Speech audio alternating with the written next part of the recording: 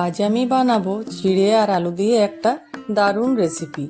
তো শুরু করি। প্রথমেই আমি চিড়েগুলো খুব ভালোভাবে ধুয়ে নিয়েছি।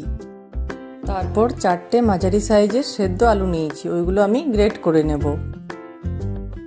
তারপর 1 চামচ গ্রেট করা আদা, 1 চামচ কুচনো লঙ্কা, স্বাদ মতো নুন, সামান্য পরিমাণ হলুদ, 1 চামচ ধনের গুঁড়ো, 1 চামচ জিরের গুঁড়ো, 1 চামচ চাট মশলা ও 2 চামচ কর্নফ্লাওয়ার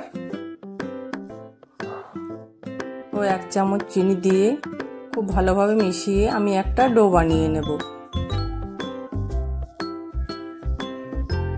তারপর উপর থেকে একটু তেল মাখিয়ে রেখে দেব। এবার অন্য একটা বাটিতে 3 চামচ ময়দা, সামান্য নুন ও 1/2 চামচ জিরে, একটু একটু করে জল দিয়ে একটা ঘন ব্যাটার তৈরি করে নেব। খুব পাতলা আমি করব না।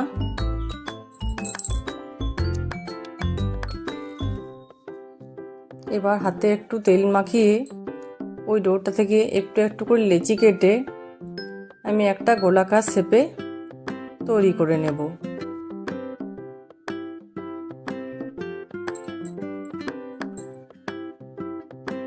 তারপর কড়াইয়ে তেল বসিয়ে ওই ব্যাটারে ডুবিয়ে আমি একটা একটা করে তেলে দিয়ে দেব।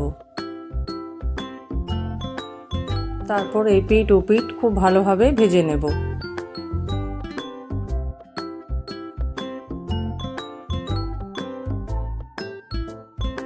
আমার এই রান্নাগুলো যদি আপনাদের ভালো লেগে থাকে তাহলে লাইক, কমেন্ট ও শেয়ার অবশ্যই করবেন।